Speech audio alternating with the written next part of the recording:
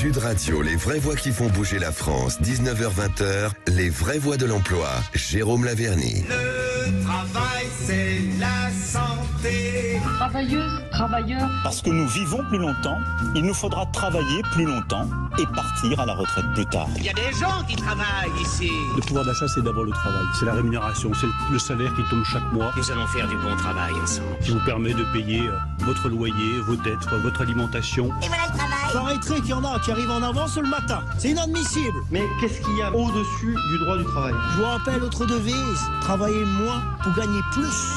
Je ne veux pas travailler. Bienvenue Jérôme Laverny, merci d'être Bonsoir avec Cécile, nous, notre bonsoir Philippe. expert en emploi. Avec une très belle introduction. Ouais, c'est bien, c'est bien. On s'est dit que Benoît, hein. ouais, il est fort ce Benoît, c'est notre réalisateur. Voilà. Bon, et pourtant, on va le garder comme ça, on va le garder jusqu'au bout. Hein. Tout de suite, le sommaire de cette émission. Donc en première partie, le rapport au travail a-t-il évolué chez les jeunes et en quoi est-il spécifique des autres générations depuis la crise sanitaire? Vous savez, les rapports au travail ne cessent d'évoluer chez les jeunes. C'est notamment ce qu'a cherché et évalué une très récente étude du site monster.fr avec un regard croisé entre les tranches 18-34 et les plus de 50 ans. En seconde partie, on s'intéressera plus spécifiquement à l'accompagnement des seniors mis en place au sein de l'association Solidarité Nouvelle face au chômage. Vincent Godbout, directeur général de Solidarité Nouvelle face au chômage, nous expliquera l'accompagnement offert aux demandeurs d'emploi seniors permettant de les sortir de l'isolement et de lutter contre la fracture numérique. Et puis en troisième partie, on partira chez Fiducial Sécurité qui met en place une véritable stratégie de recrutement et formation pour répondre aux besoins présents et à venir. Stéphanie Sanchez sera avec nous, DRH de Fiducial Sécurité. Elle nous expliquera comment l'entreprise a amplement investi dans la formation pour répondre aux besoins de recrutement. Et la dernière partie sera l'occasion de dresser les perspectives des échéances à venir pour la Coupe du Monde de rugby, les JO 2024 qui vont augmenter encore davantage les besoins en recrutement. Absolument, bienvenue les vraies voix de l'emploi avec Jérôme Laverny. Les vraies voix Sud Radio. Comment ça va Jérôme Laverny? Parfaitement, surtout ici, surtout ce soir. Ah, surtout ce soir. Ah oui, d'accord. Sans flatterie, sans flagornerie. Pourquoi, c'est votre anniversaire? On peut le dire, mais non, même pas. C'est la Saint-Rien aujourd'hui. C'est la Saint-Rien. C'est la Saint-Rien. Ou la Saint-Tout. Ou la Saint-Tout. Voilà, ou la Saint-Tout. Alors, devenir son propre patron, la question du salaire, du temps de travail, de l'équilibre vie professionnelle, vie perso, existe-t-il une fracture entre les millennials, pas facile à dire, millennials 18-34 et les seniors de plus de 50 ans? Notre invité pour en parler, Romain Giunta, est-ce que je le prononce bien? Allô, bonsoir. Ça va, sinon Giunta. Oh, sinon Giunta, ok, porte-parole voilà. De Monster.fr. On va revenir sur Jérôme, justement, sur ce sondage, en tout cas de Monster.fr, sur ces relations au travail entre les jeunes et les moins jeunes. Oui, d'ailleurs, c'est devenu un lieu commun dans la presse, tout d'un coup, de tomber en désolation devant le rapport des jeunes au travail, en s'adossant à leurs exigences en termes de télétravail, aux rotations qu'on perçoit, c'est vrai, dans les recrutements et dans les départs relativement prompts d'un certain nombre de jeunes qui, n'étant pas satisfaits de leur destin au sein d'une entreprise, eh bien, la quittent au bout de quelques jours ou quelques semaines ou quelques mois. Des exigences, des aspirations en termes d'équilibre entre vie privée, vie pro. Et puis d'ailleurs, de toute façon, cette émission sur l'emploi, les vraies voix de l'emploi, est la meilleure, bien sûr, du paysage médiatique parce qu'elle est conçue comme un roman. On avait dans un précédent chapitre accueilli Jean-Laurent Casselli qui nous avait parlé avec les révoltés, la révolte des premiers de la classe, déjà d'un certain nombre de signaux qui pointaient chez les premiers de la classe, chez ces cadres des tours de la Défense qui souhaitaient tout d'un coup devenir à la fois charcutier ou faire un CAP boulanger, et c'était là dans la nouvelle édition, peut-être s'orientant vers de nouveaux horizons, de nouveaux paysages. Il y a du changement sur le monde du travail. Faut-il en accabler quand même que les 18-34 ans? Cette étude de Monster tombe à point nommé pour nuancer un petit peu le propos de certaines émissions passées ou à venir. Et ne peut-on pas, et c'est pour ça qu'elle est précieuse, parce que ne peut-on pas porter un regard croisé avec cette génération dont nous ne faisons pas encore partie, Philippe, des plus de 50 ans. Est-ce qu'il y a des différences? Est-ce qu'il y a des différences? Eh bien, il s'agit de se coucher moins de tarte molle dans cette émission, et c'est pour ça que cette étude de Monster tombe à point nommé. Eh bien, Romain, justement, expliquez-nous cette étude qui a muté depuis finalement la crise sanitaire. Alors oui, tout à fait. Nous, c'est exactement la question qu'on s'est posée. On accable, c'est vrai, les 18-24 ans, voire les 18-34 ans pour leur résilience un petit peu plus faible que la génération d'au-dessus, une génération qui a tendance à démissionner beaucoup plus facilement si on ne va pas dans leur sens. Donc on se dit, est-ce que c'est la réalité ou est-ce que finalement la crise touche tout le monde dans le monde de l'emploi? Alors ce qu'on voit, c'est qu'en effet, il y a des différences entre les générations, mais que la plupart des collaborateurs, des salariés d'une entreprise sont de plus en plus exigeants. Finalement, la crise n'a fait que mettre en avant certains aspects de la vie professionnelle qui est de plus en plus important pour les collaborateurs. Il y a quand même des petits points qui sont intéressants, notamment le point de vue du salaire. On a vu que on a ce tabou sur le salaire. On voit très peu d'offres d'emploi qui mentionnent un salaire. Sur Monster, par exemple, c'est 1/3 des offres d'emploi qui mentionnent un salaire. Donc on n'en est pas encore là. On voit quand même il y a toujours ce tabou chez les entreprises qui n'osent pas en parler. On peut l'expliquer ça ou pas du tout? On peut l'expliquer ou c'est explicable? Bien sûr. Alors oui, c'est explicable et c'est même entendable. On a des entreprises qui, pour le coup, n'ont pas encore de transparence des salaires parce que parfois il y a des inégalités au sein de l'entreprise en termes de salaire, au sein de l'entreprise, et qu'il est difficile de combler ces salaires d'un coup de baguette magique en une année. L'écart de salaire, ça se comble petit à petit en augmentant certaines personnes, en ralentissant d'autres augmentations, en vérifiant aussi l'égalité salariale homme-femme, par exemple, etc. Donc tout ça, c'est quand même très compliqué pour une entreprise à gérer très rapidement. On a des entreprises aussi qui malheureusement n'ont pas de moyens et vont avoir des salaires qui sont au juste minimum pour les compétences requises, voire parfois en dessous. Et ça, c'est quelque chose qu'on a du mal à afficher directement si on n'a pas de quoi compenser avec un bien-être, avec d'autres avantages sociaux, ce qui font qu'on peut perdre du coup en performance avec moins de candidatures. Donc c'est les deux principales raisons qui fait qu'on a encore peu de salaire en France, alors que les jeunes finalement ont besoin du salaire sur une offre d'emploi pour postuler. C'est quelque chose de primordial pour eux. Et ils sont prêts à en parler aussi en entreprise, à supprimer ce tabou et à évoquer librement leur salaire. On le voit de plus en plus sur les réseaux sociaux, de gens qui parlent de salaire.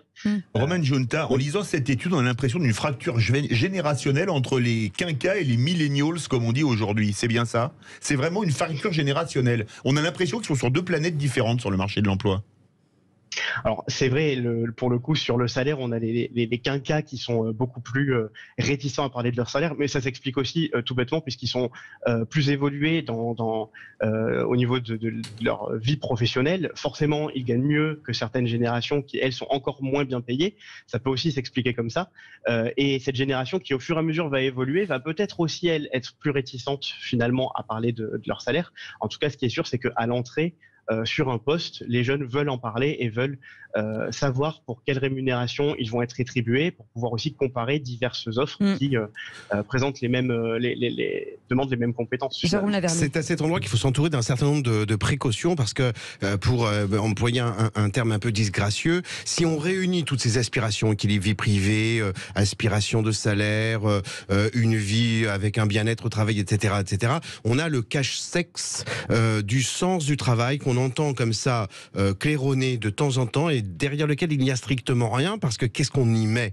Et bien moi je recommande du reste, actualité oblige, la lecture de Blanc, le dernier ouvrage de Sylvain Tesson, parce que quoique ne touchant pas au travail, il y fait un éloge et une description de l'effort qui est pas très loin de donner beaucoup plus de sens au travail que celui très égoïste de dire il me faut plus de temps pour moi, il me faut mon développement personnel à moi, etc.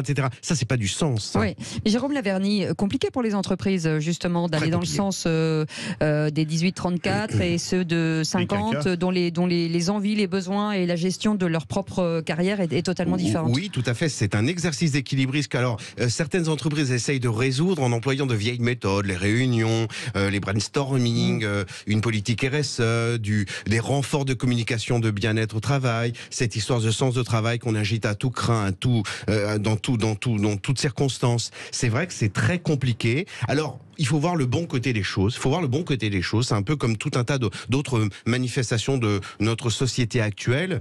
Eh bien, peut-être que ces excès, parfois, qui sont un petit peu difficiles, effectivement, à gérer pour les entreprises, eh bien, sont dans l'air du temps, vont faire bouger les choses et qu'après tout, c'est pas si mal que ça, au final. Romain, juste une toute petite question, parce qu'il nous reste très peu de temps. Est-ce que ça veut dire que ça va revenir en arrière ou finalement la machine est lancée et la transformation va aller de l'avant? Ah non, là, la machine est lancée. Les entreprises, je pense, ne peuvent plus revenir en arrière. Le télétravail est bien installé au sein des entreprises. Certaines doivent encore franchir le pas, mais elles sont en train d'y arriver et les collaborateurs, eux, en tout cas, ne sont pas prêts à revenir en arrière. Maintenant qu'on a vu que avoir un meilleur équilibre vie pro, vie perso, qu'avoir du télétravail, avoir plus de temps pour sa famille, tout en s'investissant pleinement dans l'entreprise, on a vu que c'était possible. Je pense que là, les entreprises ont tout intérêt à pérenniser ce type de pratique et à, au contraire, améliorer pour que ce soit aussi un gage de marque employeur et que les candidats qui vont postuler dans l'entreprise sachent qu'ils vont être dans un environnement sain et équilibré et qui pourront aussi s'y épanouir. Merci beaucoup. En tout cas, c'était passionnant. Merci beaucoup, Romain Junta, d'avoir été avec nous, porte-parole de Monster.fr. Vous restez avec nous. De toute façon, on est ensemble jusqu'à 20 ans. 20 ans. Jusqu'à 20 ans. À 20 ans, on les a passés, là. Très bien. Vous, non, mais nous, oui. Non, il pas si longtemps. On verra dans quelques instants comment. Merci beaucoup, Romain. On vous embrasse.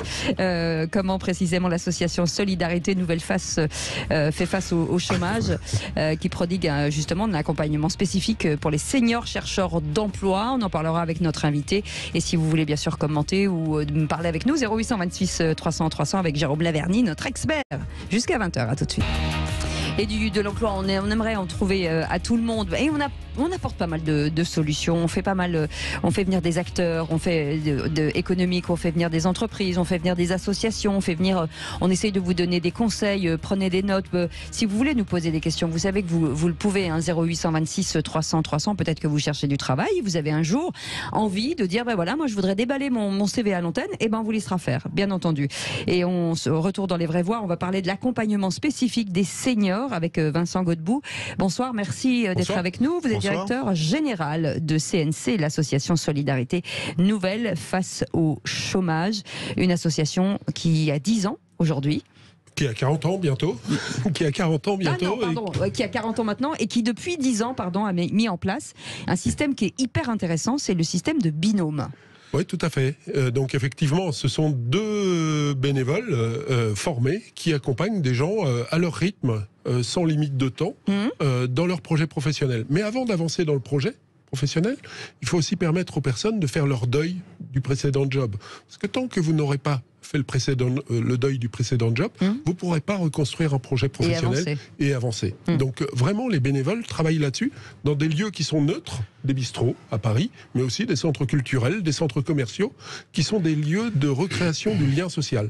Parce que ce dont souffrent en premier les personnes qui sont en recherche d'emploi, les chercheurs d'emploi, c'est d'isolement, c'est de solitude.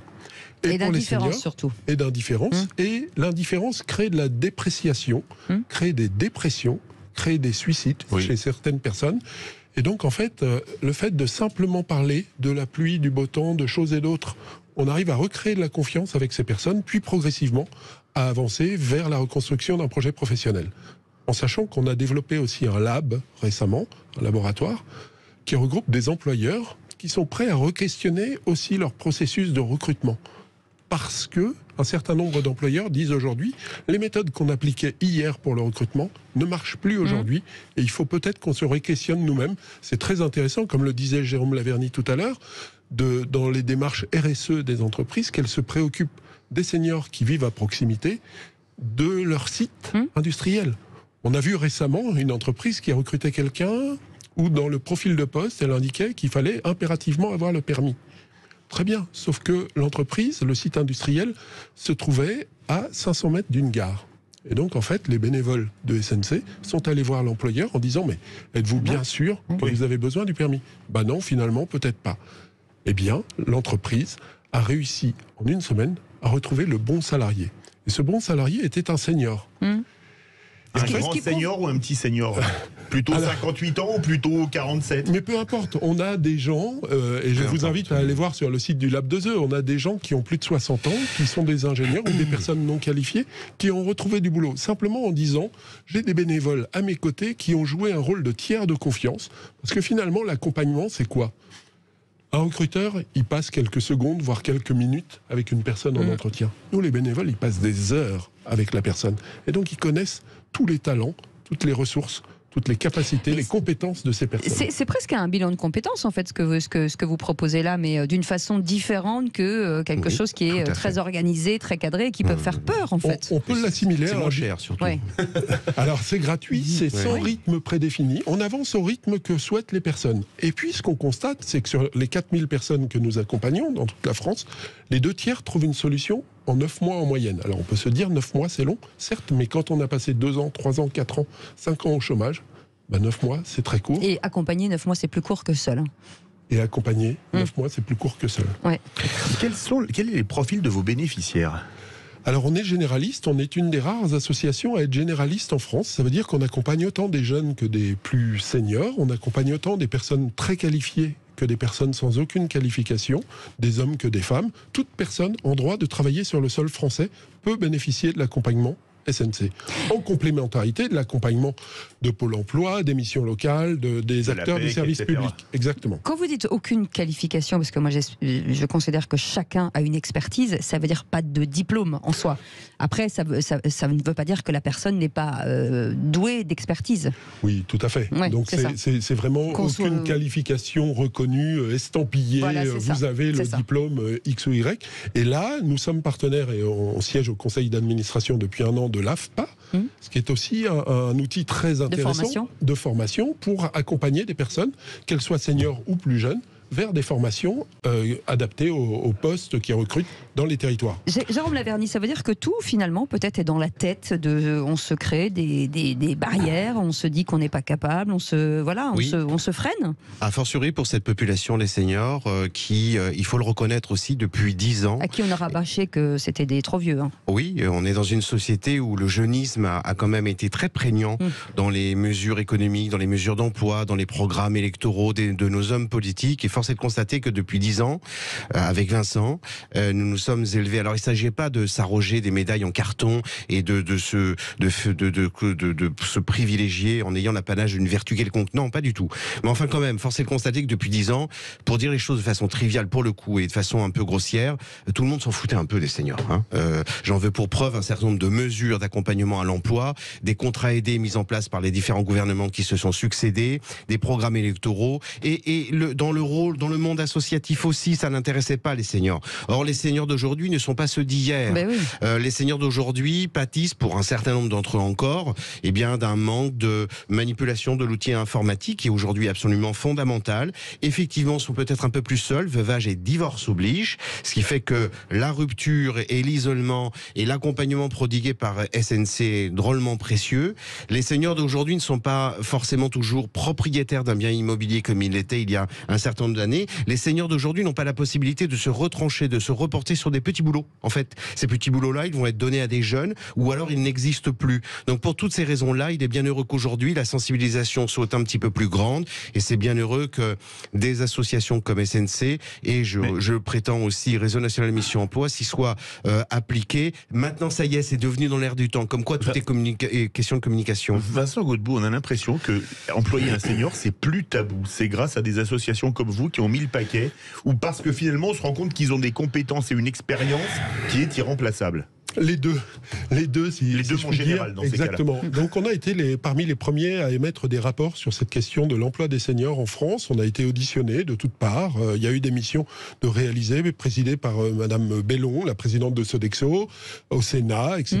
Mais ça a toujours buté jusqu'à maintenant sur des questions de décision politique, comme le disait très justement Jérôme à l'instant, avec aujourd'hui une contrainte très forte, c'est qu'il n'y aura pas de réforme des retraites sans réforme de l'emploi des seniors. Et donc, il va y avoir forcément des dispositifs, des dispositions particulières qui vont être mises en place, parce qu'il n'est pas possible de continuer avec plus de 50% des personnes qui arrivent en âge de retraite qui sont au chômage. Enfin, le dire précédemment, Vincent, dans les tentatives de réforme des retraites précédentes, dire, mais attention, si vous touchez aux retraites, il va falloir quand même se préoccuper de l'emploi des seniors, ça n'était pas entendu.